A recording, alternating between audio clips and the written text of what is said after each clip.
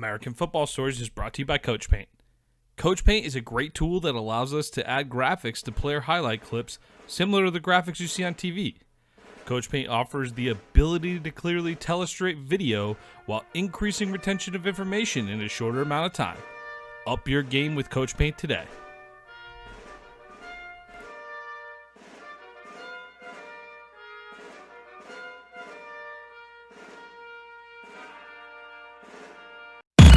What time is it? Game time! It's gonna be special. They gonna talk about this forever. Welcome to American Football Stories. Puts his head down, crashes and spins, and dives. Touchdown! Bringing together the many perspectives that make up college football in the NFL.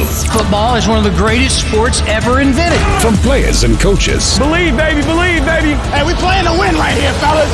To the front office and scouts. The public is finally beginning to catch up, but they don't even know half the truth. Us against the world, let's get it. Your hosts, Robert Parker and Nick Knudsen, bring you American Football Stories.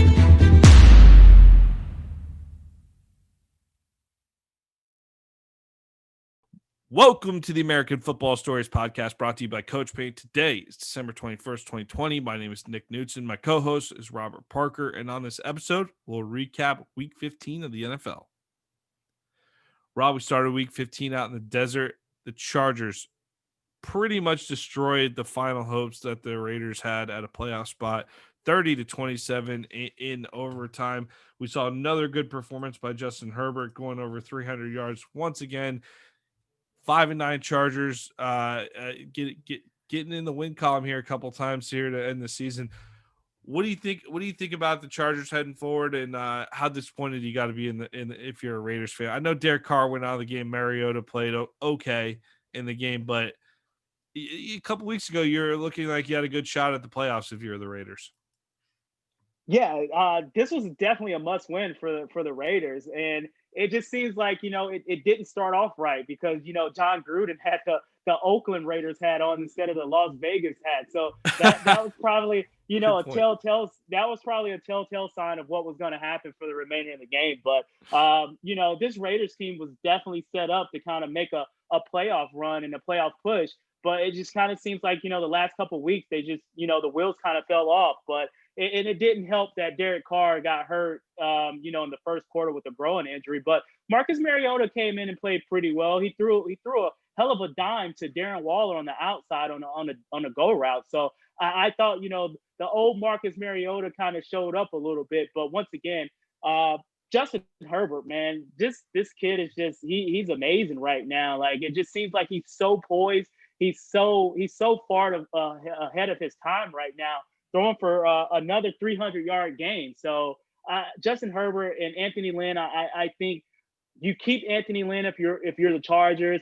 You kind of build around Justin Herbert, get him a little bit more weapons, and hopefully this defense can stay healthy. Derwin James, it seems like he gets hurt every year. Bosa seems like he's nicked up every year. Melvin Ingram on the other side seems like he's nicked up every year. So if they can put everything together, I think this Chargers team moving forward is definitely going to be a formidable foe in the AFC. They got a talent. I thought they were a dark horse to make a run this year for a playoff spot at least, but obviously we didn't see all the injuries coming, but they definitely have the talent when you look at the roster. All right, let's go to Saturday. There were two games on Saturday. Buffalo 48, Denver 19. The Buffalo Bills are your 2020 AFC East champions. That's significant. We haven't seen them win a AFC East title since 1995, and you saw it on the videos online. The Bills arrived home to a hero's welcome. They look like they won the Super Bowl with all the fans out in the middle of the night and the freezing temperatures in Buffalo.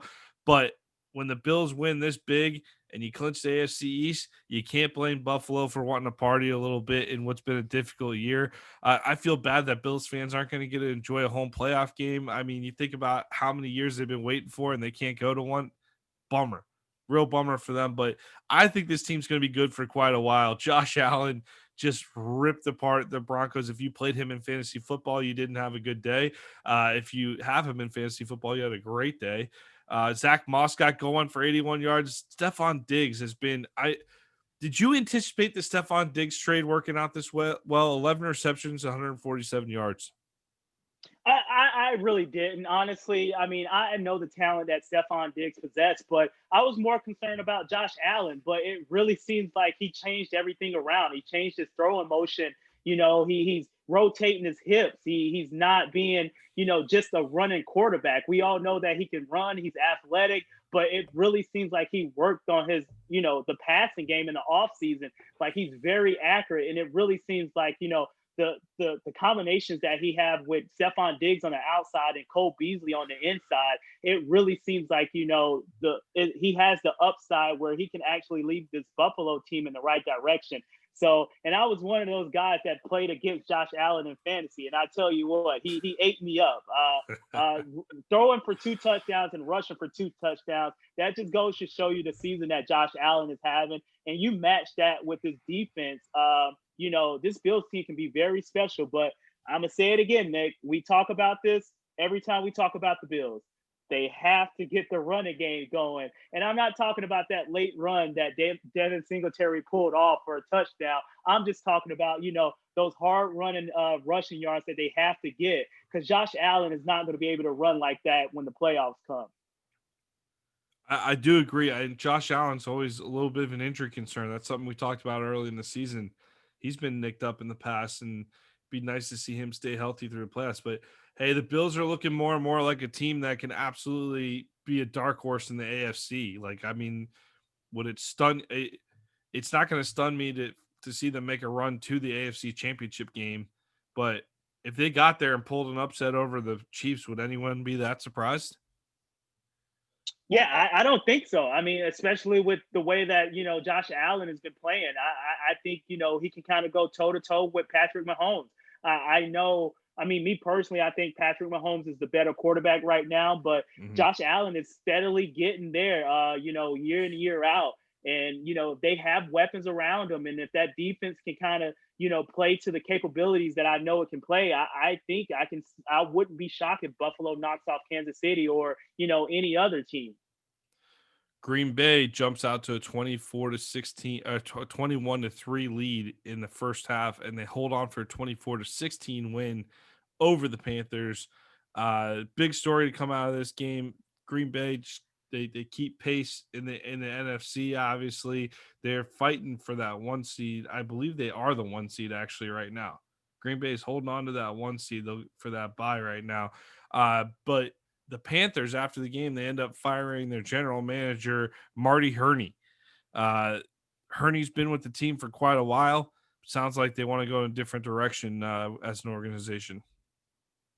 Yeah, it really does. And I tell you what, this Carolina team early in the year, it came out and it was playing competitive football, but the injuries, they kind of caught the injury bug. Teddy Bridgewater, he went down. Christian McCaffrey, we all know, one of the better running backs that we have in the NFL, went down. So it really seems like, if they can kind of get everything clicking together, this Carolina team is going to be good moving forward. But just getting back on Green Bay, I think, they kind of locked up the number 1 seed. And I know it's not going to be too many fans in the stands, but I tell you what, I think Green Bay has the ultimate home field advantage, and that's the frozen tundra. Who wants to go to Green Bay and play in the cold weather? So I tell you what, I think, Green Bay has the advantage moving forward, especially, wrapping up that number 1 seed. Well, we know Tom Brady doesn't want to shovel any more snow. Brady goes in Atlanta, throws for 400 yards, 2 touchdowns. Fournette gets in the end zone twice in the running game. And what if I told you the Falcons blew 2 17-point leads and actually lost the game, Rob? Would that shock you? No, it definitely wouldn't shock me. It kind of okay. seems like that. It kind of seems like that's what Atlanta been doing all year long, just blowing leads left and right.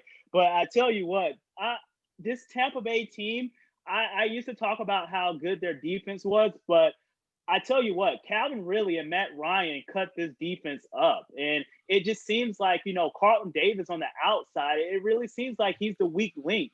So I tell you what, it's going to be tough sledding for this Tampa Bay team moving forward. I know they potentially might make the playoffs, but if they get in there, it's going to be a long road for them to kind of, end up in Tampa and host the Lombardi Trophy, which I know Tom Brady wants to do. Finally, we saw the AB Tom Brady connection, which kind of put him over the edge to win that game. But I tell you what, this Tampa Bay defense is definitely falling off in the last couple of weeks. Bucks 31-27, close victory. You would have liked to see them take care of business. I feel like this has been their MO all year, though. They're up, they're down, they're up, they're down. And just when you want to write them off, they come back and play better. They got the Lions next week, and then the Falcons one more time before the playoffs. I think they're in for the playoffs. But man, if they would have lost this game, that would have been a serious problem for the playoffs. So they are on the edge, like you said. We'll see how they finish up, but I think with Brady, you saw him almost will them to victory yesterday in that second half. I think they get it done. Uh, they do need to get it together. They can't have this type of inconsistency for the playoffs, and might be looking at like maybe year 2 is going to be the year for them. So I would definitely say they're not looking like the top team in the NFC by any stretch of the imagination. There might be about 3 or 4 teams that put ahead of them right now, but uh, certainly some vulnerabilities across the board overall. Okay, let's go Dallas 41-33 over San Francisco. The Niners hit on a Hail Mary late to make it look a little closer than it was, but hey, Dallas also had CeeDee Lamb run down the sideline for a 47-yard kickoff return off an onside kick. So the 2 cheap touchdowns late for both those teams in a relatively close game. San Francisco is just so depleted right now. It's tough. So Dallas improves to 5-9. They technically not only keep pace, but they pass the Giants in the standings. So it was an important win for Dallas. They're a game behind Washington. And man, I watched that New York game. The Giants without Daniel Jones, I'm pretty sure they're dead in the water. The Cowboys end with the Eagles and the Giants the last 2 games, but they lost both games to Washington. So division's looking more and more like it's Washington's to win, isn't it? Yeah, it really is. And actually, we're going to talk about Washington and Seattle later on. But I mean, great win for Dallas. Especially with Zeke not being ruled out and not playing. But it really seems like they have a formidable backup in Tony Pollard. So he actually came in and he had 2 touchdowns. So you tip your hats off for the Cowboys. They're still being competitive. They're still trying to fight to win that division. So good for the Cowboys. Good win for Dallas, indeed. Tennessee, 46-25 over Detroit. The only thing I really want to mention from this game is I saw Derrick Henry slap the soul out of a man. Yeah, it seems like that's what Derrick Henry does week in and week out. I mean, 24 carries, 147 yards, and a touchdown. It seemed like he's pretty much unstoppable. But it was the Ryan Tannehill show. Ryan Tannehill had 5 touchdowns on the day. I really think this Tennessee Titans team is a dark horse to kind of win it all as well. Especially if Ryan Tannehill and Derrick Henry can run the way they run. Tannehill can kind of hit, his outside weapons that he has in A.J. Brown and Corey Davis. And, this Tennessee defense is kind of solid. So I really like this Tennessee team moving forward. For as dominant as the Chiefs are, there really are a lot of other interesting teams in the AFC, aren't there? Yeah, they really are. And I think, when it comes down to the Kansas City Chiefs, I think the Chiefs could beat anyone. But at the end of the day, I think the Chiefs can lose depending on the matchup. So I think, a tough matchup against Tennessee where if they can stop Derrick Henry from running the ball and then Ryan Tannehill can kind of, scramble and run the ball as well and kind of throw play action off that. And if their defense can hold up just a little, that play that bend don't break defense, then I think Kansas City can be beat. And Tennessee is probably one of those teams that can do it. So I really like this Tennessee team moving forward. Well, as usual, Deshaun Watson does everything he can for the Texans, nearly throws for 400 yards. David Johnson all of a sudden is a receiver, 11 receptions for 106 yards. But the Texans fall short at Indianapolis, 27-20. The Colts just keep getting it done. They're never like they've had a couple nice wins this year. I can't say like I'm never blown away by them. They have some good wins here or there, but they might be just the steadiest, like the slow and steady wins the race type of team in this league. And I've been impressed with them to get to 10-4 at this point. They strung together a nice 3-game winning streak here after losing to the Titans. But if you got the Steelers next week and then you finish up with the Jags, so you got to think you're good for at least an 11-5 finish. But a win over Pittsburgh next week could mean big things for the Colts, right? Yeah, it really could. And I just want to take the time out to give my old guy, Phillip Rivers, some love. 22 for Oh, 28 for Phil. 228 yards and 2 TDs. I've said this early in the year. If Phillip Rivers cannot turn the ball over and they can run the ball with Naeem Hines and Jonathan Taylor, and we always know that this defense is kind of structured to have a great defense, especially with Darius Leonard in the middle, and they're good on the back end too. This Colts team is really, really good.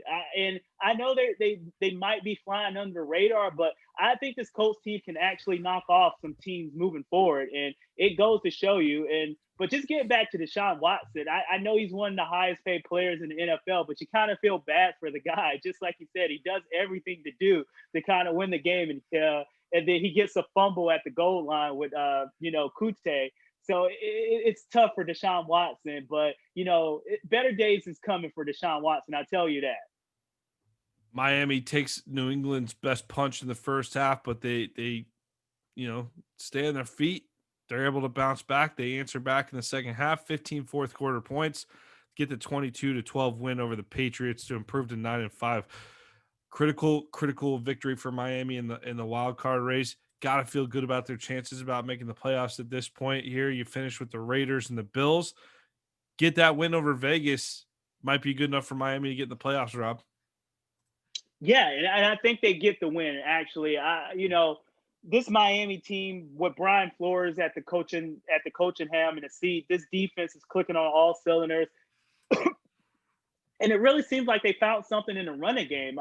Matt Breida, I mean, he had a nice game.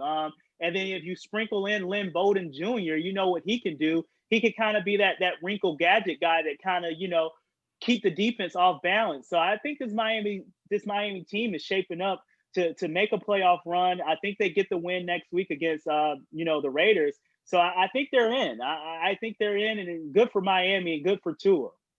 Yeah, what a bounce back after last year.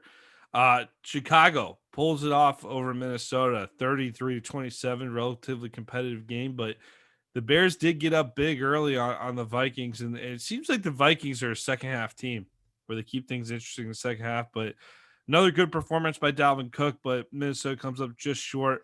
Chicago improves to 7-7. Minnesota falls to 6-8 on the season, 33-27 Bears.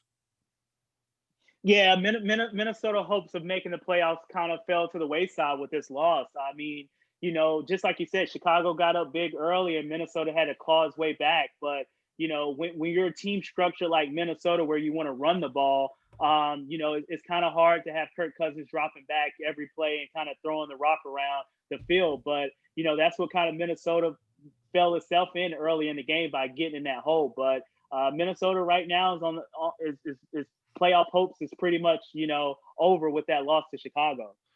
Seahawks go into our nation's capital and beat Washington 20-15. Dwayne Haskins, 2 interceptions on the day. Russell Wilson, not a whole lot of offense in this one here for the Seahawks, but he manages to find DK Metcalf 5 times for 43 yards. And the Seahawks, they just hold on. They end up clinching a playoff spot out west. Good win for Seattle. Washington maintains the lead in the NFC East. Yeah, I mean, pretty much this game came down to, Washington, they were not able to stop the run. Chris Carson and Carlos Hyde really kind of got what they wanted. I know it was a pedestrian day for Russell Wilson through the air, but I mean, Dwayne Haskins didn't, help with the 2 interceptions that he threw, giving the ball back to Seattle. But Seattle is a gritty team. If Russell Wilson can kind of don't have to cook, like you say, like let Russ cook if he doesn't have to cook all the time, and you can kind of lean on this running game with Chris Carson and Carlos Hyde and play that bend don't break defense. I think the Seattle team is going to be okay moving forward. Yeah, and the Seahawks did pull it. They went up 20-3 before they kind of went into shutdown mode on offense. But good win over Washington. I mean, it's going to be a playoff team, so it's a good road win. Baltimore trying to keep their noses in the playoffs here in the AFC. improved to 9-5 with the 40-14 win over Jacksonville. And Rob, we could talk about the Ravens, or we could talk about the fact that the Jaguars are the new holders of the number 1 pick in the NFL draft, baby. Yeah, and that's pretty big for all the Jacksonville Jaguars fans, which I know you are, Nick. So I know we talked about it. You sent me kind of a couple screenshots of Trevor Lawrence in a Jacksonville uniform It just looks already. right. It looks good. It looks good. I think he's I think he's be a great fit in Jacksonville, and it's nice for the Jags to for all this sucking to finally pay off in a generational quarterback. Yeah, but I mean, once again, Gardner Minshew played a pretty decent game. 22 of 29, 226 yards, 2 TDs. I'm still with Minshew mania, but if you have the chance to get Trevor Lawrence as number 1, that's a no-brainer to me. Yeah. And hopefully Gardner Minshew can be a steady backup, or if not, maybe he can go to another team that maybe he can possibly be in a competition to be the starting quarterback. So I really like Gardner Minshew, and I think he can be a formidable quarterback moving forward in the NFL.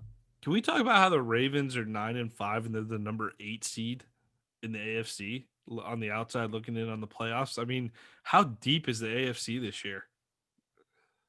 Probably deeper than seasons that we've seen before. It's a pretty deep AFC team, especially you got the Titans, you got the Colts, you got the Ravens, the Browns. I mean, we're going to talk about Cleveland. So it's just a lot of teams that's been playing good ball in the AFC this year. Yeah, good for Baltimore for keeping up. Probably need to win out to get the win, but the team that gave the Jags the number 1 draft pick, the Jets, Jets, Jets 23, Rams 20. Stunning. I mean, I would have, if I were putting money, I could have lost a lot of money on this game. I'm glad I laid off, but I think I picked the Jets to cover, but I just thought 17 point spread was disrespectful, and that was my only basis for picking them to cover on our picks episode last week. But I mean, who in the hell saw this coming? What a loss for LA too. I know the focus has been on the Jets actually winning their first game, but if you're the Rams, you lost the division lead on this game. Yeah, I just didn't. I'm still in shock actually that the Rams lost to the Jets, but especially the Jets going out, west, traveling like across country. Normally, when you have those type games, traveling across country, you might be a little bit lagged from it or whatever like that, the time difference and everything. But the Jets been playing decent ball all year long, and they have pieces. Don't get me wrong, the Jets have pieces, but it just seems like they actually put a whole complete game together, and they came out with the win. So good for the Jets, but this is a horrible loss for the Rams, an embarrassing loss for the Rams. And I don't know if the Rams can regroup after this one. And all the talk has been about Jared Goff. We know the Rams has a solid defense, but they kind of let Sam Darnold do what Sam Darnold wanted to do. And Frank Gore, the timeless veteran, it seems like he's never going to get old. He actually ran physical against a Rams defense that's probably one of the best defenses in the NFL. Yeah, the Rams, they lose their hold on the division lead. They fall to the 5th spot. They give the 3 spot to Seattle. So that means you're giving away a home game, but you're facing Washington. You're now tied with the Bucks as well. So if the Bucks win out and the Rams win out, the Rams will hold the 5 seed. But if the Rams drop one more and the Bucks win out, the Bucks are going to steal that 5 seed from you too. So the 7 seed in the playoff race in the NFC, Arizona gets a 33-26 win over Philly. Not only was it a hard-fought win, but Jalen Hurts played so well. People are already starting to pronounce the end of Carson Wentz in Philadelphia. Yeah, and I think Carson Wentz kind of came out and said, hey, if you're not going to play me, then go ahead and trade me. And I tell you what, it's going to be hard for someone taking on that contract that Carson Wentz has. And I know it's a big contract, and he hasn't played well at all this particular year. I'm still optimistic on Carson Wentz. I think he's a decent enough quarterback to hold a starting position in the NFL. And Indianapolis, Frank Reich. I just think, he's just gonna have to move on and be in a different scenery, different environment. But at the end of the day, I really think Jalen Hurts can play in the NFL. I mean, Mm-hmm. he just look at his stats: 24, 44, 338 yards and 3 TDs. We know what he can do with his legs, but it really seems like he made that transition to say, hey, I don't just want to beat you with my legs, I want to beat you with my arms. And I tell you what, I think Lincoln Riley, why Jalen Hurts transferred to Oklahoma, I think that helped his NFL career more than what people expected, because I don't think you was going to get that same Jalen Hurts that we're seeing now within that Nick Saban Alabama offense. I think, that transferring over to Oklahoma and being in that Lincoln Riley system actually prepared him for the NFL. And I know that might sound weird because of the style of play that the Big 12 plays, but just from a passing standpoint, I think it clicked for Jalen Hurts when he was at Oklahoma. Yeah, I mean, you're seeing the whole middle of the country, like in the Big 12, play that style of football for some time now. But the difference between about 10 years ago and now is it's definitely a part of the NFL game. 10 years ago, Jalen Hurts wouldn't have had a job in the NFL, and now he's looking like a promising young starter for the Eagles. How things can change quickly, though. Carson Wentz, league MVP guy, candidate a couple of years ago, all of a sudden not good enough to beat Jalen Hurts out for a job. I don't know about that. I'm not so sure I would pull that trigger so quickly if I was Philly. I might bring Wentz back another year and give him a shot at the job one more time. Like maybe let those two battle in training camp. But if you know you want to move on, you certainly got a valuable piece there to trade. I think Indianapolis and Frank Reich, the former Eagles offensive coordinator, who was there when Wentz was playing at an MVP level. I think those two might be reunited in the offseason if they end up trading them. Let's go down to the Big Easy. The Chiefs escape New Orleans with a 3-point win, 32-29. New Orleans scored late to make this look a little closer than it was, but the Saints really kept up with the Chiefs most of the day here. I thought the defense for New Orleans did a great job getting pressure on Mahomes, but Mahomes is Mahomes, and he's just going to bust out a 30-yard play whenever he feels like it. Yeah, I mean, Pat Mahomes, it just seems like he does something unique every week. It was that. Did you see like that shovel side option throw to Travis Kelce for the touchdown? Yeah, I think I saw a PFT commenter from Pardon My Take. He tweeted out that play, and he said the Dr. Pepper competition's starting to ruin football. You know, the Dr. Yeah, Pepper. It looked like the little that's underhand what it thing. looked like. That's Yeah. what it looked like. The Dr. Pepper throw, where you see the students trying to get the tuition money and trying to throw it in the Dr. Pepper thing. That's exactly what it looked like. Yeah. But I tell you what, moving forward, I don't know the severity of Clyde Edwards-Helaire injury. I don't know if it's a hip or ankle injury or something like that. But that Didn't was a look pretty good. tough. It definitely didn't look good. But once again, he's one of those short kind of work done, Darren Sproles type of guys where Yeah. they don't get injured like that because they really don't take the brute of the contact. So hopefully he's okay. But if he's not, that might be something to keep an eye on moving forward for Kansas City. I wonder who their backup is. Oh, yeah, it's Le'Veon Bell. I think they'll be all right. In the backfield, Le'Veon Bell, he came in, had a touchdown in the second half, and it's amazing the amount of weapons they have. It's just the rich get richer, right?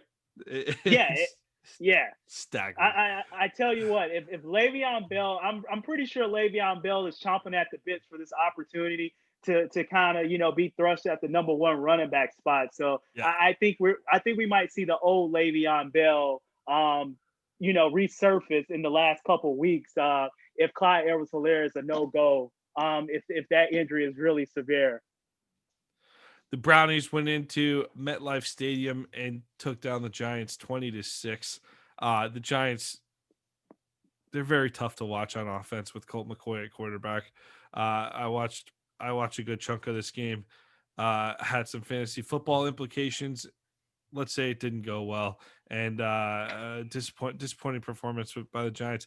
Could not understand. The Brownies look good. We obviously they're looking real good for the playoffs right now, Rob. But did you understand what the play was on that fake field goal at the beginning of the game with the Giants? Like Your play was to throw it to a double coverage center in the middle of the field who's going up to make an Odell Beckham catch in the end zone while his hands are Yeah, taped. yeah, didn't get that one at all. Yeah. Yeah, I didn't understand that call, especially when you got the offense you do. I think you take the points in that situation. We saw the Browns hold the Giants on a couple of fourth downs. Didn't go well for New York. Wasn't a good day, but Cleveland, Baker Mayfield, he looked pretty slick at times. And hey, Brownies, you're getting there. We said it. You're going to make the playoffs. You're in that 5 seed, but disaster's still out there. If you got to win out still at this point, might be the toughest playoff field in a long time in the AFC. Maybe not win out, but you definitely got to beat the Jets next week, right? You got to take care of business there. Beat the Jets next week, and you'll be looking real good for a playoff spot. That just leaves a Monday night game. Pittsburgh going to Cincinnati. Obviously, the Steelers need to get the win to keep pace in the win column. Don't think anybody's too concerned about that game, but after the Jets game yesterday, who knows? Yeah. After that Jets game, anything can happen, but I just don't see it. Especially with Mike Tomlin, he's kind of been on those guys the last couple of weeks, so I don't think you're going to see a Rams performance out of the Steelers tonight. So I think this is a game that we can say, hey, Steelers is definitely going to win. But just like you said, any given Sunday or any given Monday, anything can happen. But I definitely like the Steelers in this matchup, and I think they're playing for way more than the Cincinnati Bengals. It's been our NFL Week 15 recap episode. Thank you for listening to American Football Stories, and we'll send you out with our word from our sponsor, Coach Paint. American Football Stories is brought to you by Coach Paint. Coach Paint is a great tool that allows us to add graphics to player highlight clips similar to the graphics you see on TV. Coach Paint offers the ability to clearly telestrate video while increasing retention of information in a shorter amount of time. Up your game with Coach Paint today.